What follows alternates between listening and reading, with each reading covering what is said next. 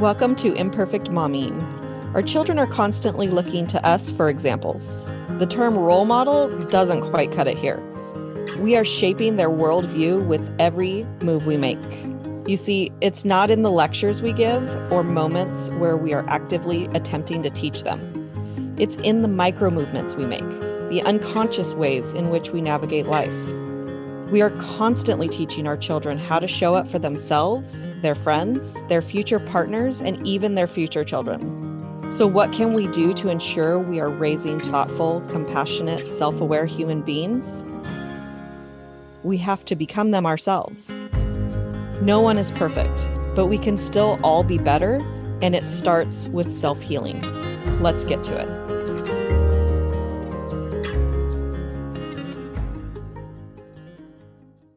Welcome back to Imperfect Momming, and we have a very special guest today, Monika Malan. Welcome to Imperfect Momming. Hi, thank you so much for having me. It's really great to be here. Absolutely. So tell us a little bit about who you are and what you do. So I am a mom coach. I help anxious moms to be their best and without worrying about making mistakes all the time. And I started this journey when I gave birth during lockdown. So I was 8 months pregnant when my country went into level 5 lockdown with the pandemic. And when I gave birth, I was all alone. I couldn't have the support I had anticipated. And it really hit me hard. It was very traumatic. And I just realized that, becoming a mom, pandemic or no, is a very isolating experience. And I don't want other mommies to go through that alone. So that started me on the journey of becoming a mom coach and helping other mommies. I love that you call them mommies.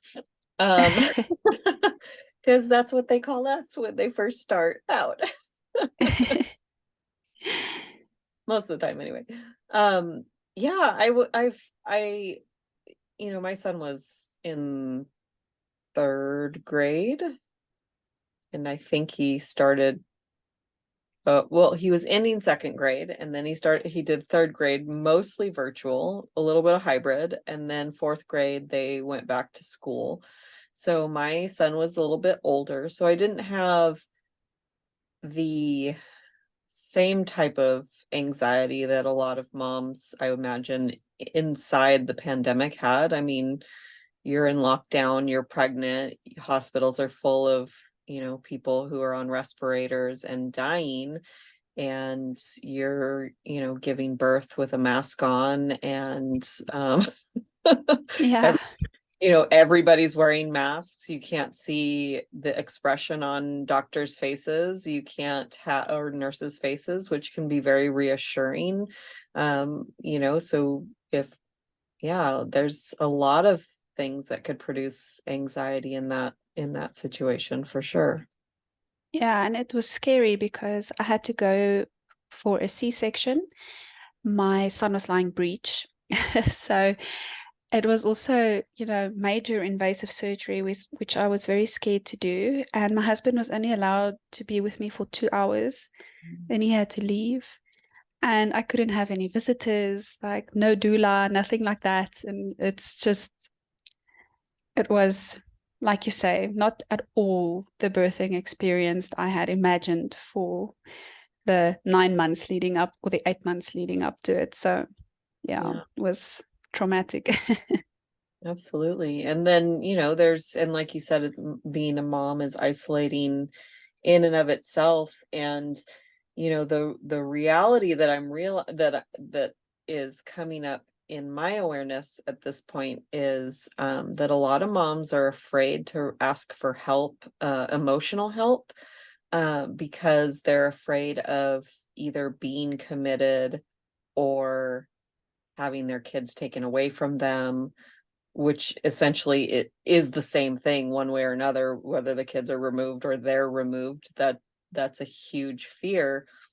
And one of my friends told me about kind of where that came from, that's fascinating and horrifying at the same time. It's fascinating because I don't think it happens anymore. It's horrifying because it ever happened. But that women were just institutionalized for the most random things, like having Mm. cramps during their period. And we had this whole conversation, my friend and I, yesterday about how I used to feel crazy during my period. Like I used to feel like my emotions were crazy. Mm. And I thought, oh, that's generational trauma right there, where somewhere in my family history that nobody talks about, someone was committed for feeling emotions. And, so many people probably have experienced that same thing. And through this whole conversation, I kept saying, that's crazy. And then we'd laugh because it's in our language, like, oh my gosh, that's crazy. And then we'd laugh because that's in our language. Yeah, you know? no, it's insane. And I think it's generational trauma for most women because we've been, marginalized. A lot of what I read up when I became pregnant, so I'm a type A personality. I need to be organized for everything. And a lot of what I read up on really kind of horrified me how, women used to go to midwives as a matter of course when they're pregnant because you're not, you're not sick. You're doing something nature intended for you to do. And how midwives are kind of worked out of the system. And then, they're now slowly starting to make a comeback, but it's just we our power has been taken away from us, and it's so difficult to try and get that power back because you're fighting against society, you're fighting against the institutions, the gynaes, the everything. Like it's very sad. Yeah. So where did you, I mean, we could go down that rabbit hole uh, of a conversation, because that's a rabbit hole. Mm. Conversation, the way that women have been treated in the past, like the reason that they call it a hysterectomy is because they would call women hysterical, and that was one of the ways that they tried to um calm her down. And I'm using air quotes if you're not watching the video, but that they would just remove her uterus to calm her down. That's not like actually historically based, but that's what I remember someone telling me. I didn't read it, somebody told me, and now I'm putting in my own thoughts about it. But Mm. and I mean, that's crazy. um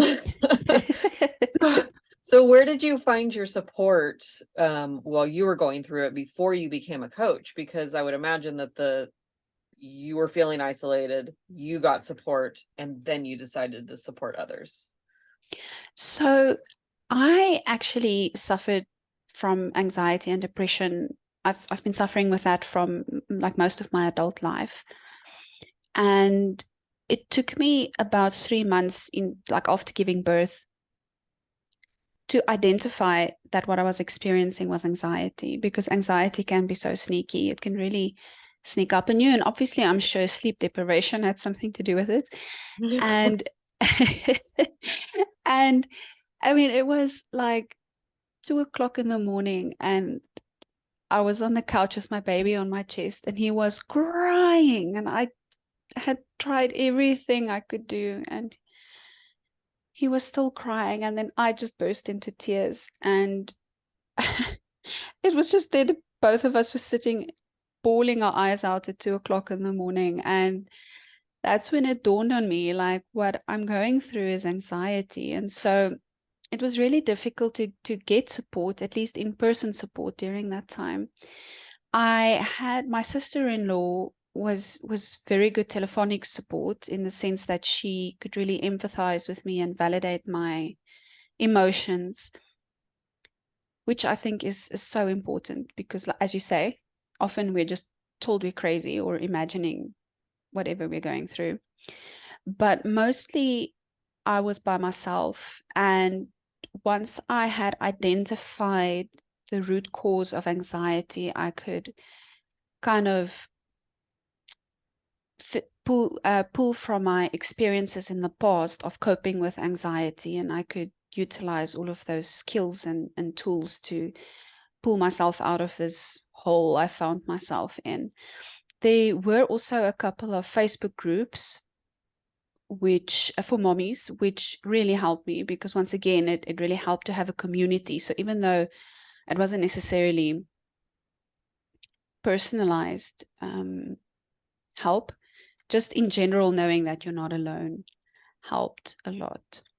And yeah, that started it. And then also, I don't know if you've heard of the Thompson breastfeeding method, but I was struggling with breastfeeding and I came across this and I signed up for their program, and it absolutely changed my life. So it helped with the breastfeeding journey, but she actually gives so much more information over and above that, and also helps you empower yourself.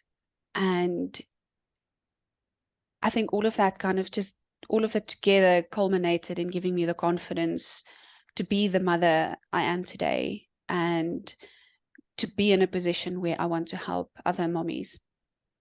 Yeah. That sounds like an amazing program. And what I want to say about your story is that I think we can all be real and know that you don't have to have anxiety to cry when a baby is crying. Mm. Because I was 14 years old and my nephew would not stop crying, and I just cried right around along with him, because I was like, I don't know what to do. I don't know how to deal with this. This is Yeah, I no, have a totally. very clear memory of that.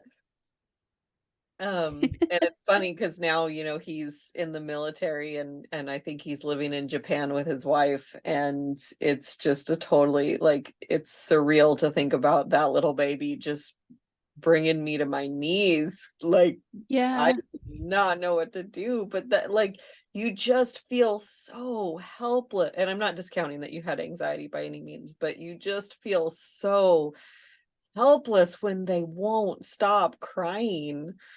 yeah, no, that's the truth. So this program kind of led you into the coaching. Is that how you got into coaching as well? I Step No, in. the program helped me with the breastfeeding and just kind of just general confidence around being a mom. And then I got to the coaching kind of on my own. It it started with a really, really bad YouTube video, which is still up on YouTube, because it was early in the morning, and it was the first time my son had fever. I think it was after vaccination or something.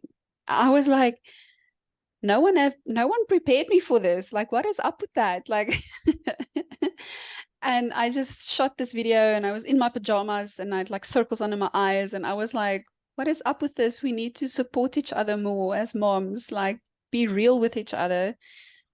Um, and that was kind of where I started my journey of wanting to help other mommies. And then it took about a year and a bit for me to finally make my way around to the fact that I wanted to be a coach and work with mommies directly, as opposed to just being a YouTube, Mm, I don't know, what do you call it, personality? I don't know. yeah. Not that Sure. I'm not cut out for videos, so I think that's going to be my line. Yeah. Which is funny because the first thing you did was go and do a video. I know. Because you couldn't 2, 3, 4 years ago, you couldn't pay me enough money to be on a video. Hmm. I had to, honestly, the reason that I started the podcast on video and audio was to get used to looking at myself on camera. And it's funny because I don't look at myself on camera. I look at the camera on camera so that it looks like I'm looking at you. But I'm really, this is me looking at you and this is me looking at the camera. Like, it's a Yeah. different, so but it still helped me get over it. And I've still had to do little baby steps of learning how to go live, and not learning, but like giving myself permission to go live on Facebook because it's scary to be visible and looking at yourself when you don't necessarily like what you're seeing. And my journey has, included like learning to like and love what I see in the mirror and on the camera. And I know that I'm not alone, because there were actually people that had body dysmorphia through Zoom, where they didn't like what they looked like on Zoom, and so they got plastic surgery so that Sure. their face would match what they saw on Zoom. And I just, that breaks my heart, because it's a camera, and it's like, I mean, it just breaks my heart that Yeah. that surgery is the way that they fixed the problem, instead of looking, internally, which is the only way to fix any problem. Yeah. Look, I think the only reason I had the confidence to turn to video is because I was beyond tired and fed up, and I was just like, I couldn't care less. I was, but it Yeah. definitely is scary to be on camera, and also it's scary to be so vulnerable. Yeah. And the moment you start putting yourself out there, you're also opening yourself up to all sorts of haters and people making nasty comments, and it comes with the territory. So you just got to roll with the punches. Yeah. You can't help people without, there's my coach talks about people slinging arrows at you, and Mm, the people that they sling arrows at are the people that are making a difference. Because if you're in your home with the camera off and not talking to anybody, then you're not making a difference, and then you're safe. But it is part of the process of helping people, um and you learn to just ignore the haters. And my favorite Taylor Swift song is Shake It Off. I was listening to that this morning, and I was like, I remember the first time that I heard this song, and someone tagged me in a video that someone had recreated, where she was like fixing her milk, or fixing her cereal, and pours the milk and spills the milk everywhere. And the girl's like practically crying, but she's like, shake it off, dancing with the like sad face on. And just everything that she was doing was not going right, but she was, shake it off and do a little dance. And I was like, that is so cool that that's how people see me. That's not how I felt by any means at that time. Now I feel like that's who I am and that's what I do. But at the time I was like, y'all are tripping. But thank you. No, that's very cool. I'm also a huge Swiftie, so we've got that in common. I mean, how But can you not yeah, like her? Like, she does her own thing, and she has cool music, and she writes and performs everything herself. Anyway, we won't go I off on know, I know. We Taylor we can. Swift. That's another rabbit hole we can go down. Right. My dog's joining the video today. We can see his tail.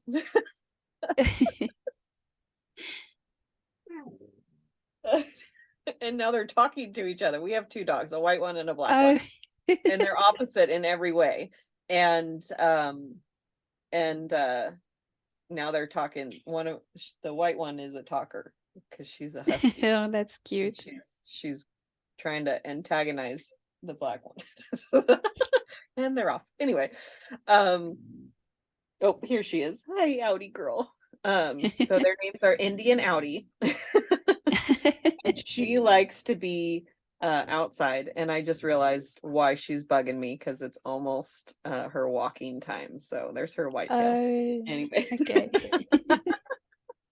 um so it's really great that you hit your breaking point and turned on the camera and shouted to the world, we need to support each other, we need to help each other. And that's amazing.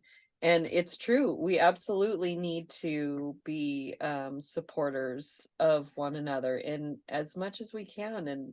And um Yeah, I appreciate what you're doing in the world, and I'm so glad that you sought out the support, because I know there's a lot of moms that will just sit in silence and suffer, and that's not, like, that doesn't help anyone.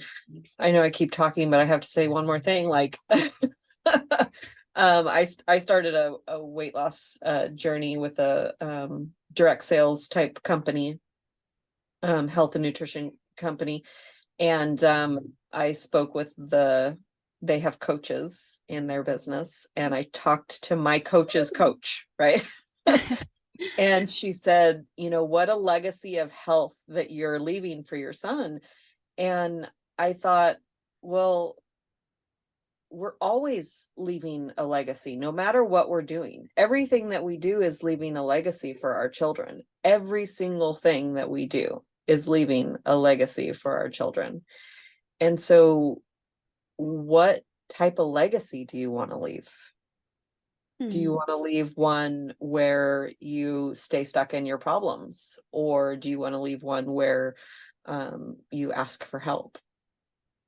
That is so powerful. And that's something that I talk about all the time Yeah. because, like, you can be the martyr trying to do everything by yourself, or you can set a healthy example for your children by asking for help and speaking up. Because even though society places so much pressure on us to do and be it all, you don't have to buy into it. You don't have to do it all. No one can do it all. No one is perfect. We're all human, and we are meant to have a support system, to have a village helping us raise our babies. And so I agree with you 150%. We need to set an example and teach our kids healthy coping skills instead of raising them to also be thinking like they need to do everything by themselves. Yeah. Because they are watching every single thing that you do. They're learning how to treat themselves. They're learning how to treat other people. They're just little sponges learning everything. And they can be a really scary mirror to look into too, Hmm. because they start doing behaviors that you don't realize you do, and it's like so very, very sobering. Yeah, no, that's the truth. Yeah,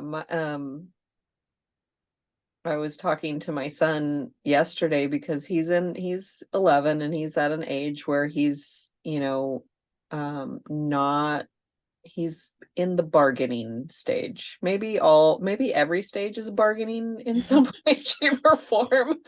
Um, he's better at it now, and he's really good at getting his way. And then he pushes the bargaining to the breaking point where we get really frustrated, and maybe we don't yell, but our voice raises just a little bit, and he calls it yelling, and I'm like, you don't know what yelling is.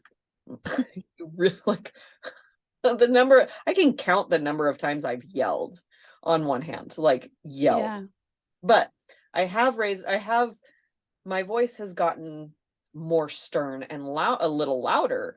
Um, and yesterday I hit a breaking point, and I said to him, like, it's really not fair that you try to make me feel guilty for losing my temper and you're taking zero responsibility for the part that you're playing. And we spent the day yesterday talking about how all my boyfriend does is yell at him, and I'm like, number one, it's not yelling. Number not two, it's not all he does. And let's be real, number three, like, you are contributing to this. We don't go around and just instantly say Xander, do this. Like, that, we don't start there. We say, Xander, yeah, do this. Hey, Xander, remember when I asked you to do this? Hey, Xander, stop what you're doing and do this. Then, like, each time it escalates. Like, we don't start out at level 10. Yeah. We actually don't ever get to level 10, to be honest. Like, we're very in control of our emotions, and it takes a lot to get. I think we get to like level 4, like and it takes a lot to get there. He has a lot of second chances, and he doesn't realize it because he gets those second chances. Mm. He's not paying attention to step 1, 2, and 3. He only pays attention in step 4. And if he didn't pay attention in step 4, we would get to step 5. Like, I would like to not get to step 5. I would like to just be at step 1. And I told him, I am committed to being in a house where I am not made to feel guilty because of anything, right? Like, Yeah. let's create systems. Let's create routines in everything so that this is what we do, and it doesn't get to level anything but 1, right? Perfect world, I know. But that's my goal. Amen. So, do you have a piece of advice that you want to share with moms?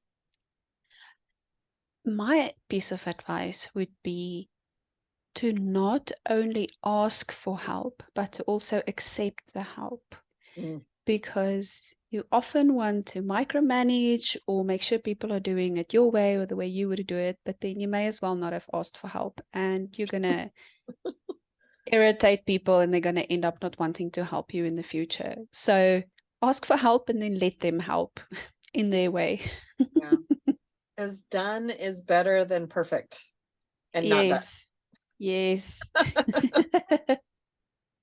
And sometimes done is better than doing it yourself. Like, it just, Yep. there's so much freedom in letting somebody else do it wrong. And you can come through, and yeah, I've given this example before. My son was emptying the dishwasher for a long time. And then it stopped working in my schedule to let him do the dishwasher because he, you know, does it in the evening, and I like the house to be clean in the morning. Yeah. And so we gave him a different chore. But while he was doing the dishes, he would, just put things willy-nilly in the drawer for that we have all of our pots and pans in. So then about once a week I would go through and I would say, okay, so this is how everything fits better if you stack it this way. So now I want you to do that. So then I'm training him to do it the way that I like it, and the way that it fits better, and the way that is ultimately easier, so you don't have to come back through and redo it. So it's a learning opportunity. Everything can be a learning opportunity Yeah. when something is irritating. No, for sure. Is there a book that has been instrumental in your personal development journey? I would say the book Ina May's Guide to Childbirth, because it really opened up my eyes to questioning what the doctors and medical professionals tell you versus your own knowledge. If that makes sense, not your own knowledge, but empowering yourself. You don't have to put up with medical professionals bullying you. And I think that was kind of my first step in motherhood, in taking, in boosting my self-confidence and standing up for me and my baby. And um, I think that was a critical step for me in starting my journey as I have to be a mom coach. I highly recommend that to any mama that's pregnant. That's a powerful book. You can be an advocate for yourself and not just blindly, like you said, blindly listen to what the doctors say and do. Yeah. I've had many conversations with people about that as well. That I would love to get into, but we can't. Where can our listeners find you? You can find me. So I've got a website, but I've also got a Facebook group that I'd love for you to join. And you can go to newmom.co.za/join to get to the Facebook group. I also have a free download of positive affirmations for moms, and you can also get that at newmom.co.za/my affirmations. Perfect. And those will be in the comment section or in the description section of the episode, so that you can just click on it. Awesome. Thank you. Absolutely. Thank you so much for being here today and for following your frustration to YouTube, to vent, to to all the things that led you to here, because you're doing amazing things for moms in the world. And I mean, it's the most sacred job that we're given on this planet, and we need to have support while we do it. So I'm glad that you're out there supporting moms. Absolutely. Thank you. And thank you for having me. It was a really fun conversation to have with you today. Absolutely. And I hope you get your power back soon. Thank you. Gotta be frustrating. All right. So there will be another episode of Imperfect Momming for you all next week. And until then, keep healing. Bye, guys. Thank you for tuning in to Imperfect Momming.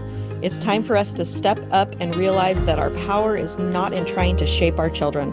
Our power lies in shaping ourselves into the people we want our children to model themselves after. Don't just do it for your kids. Do it for yourself. When you become a more self-aware, compassionate, and confident person, you and everyone around you benefit.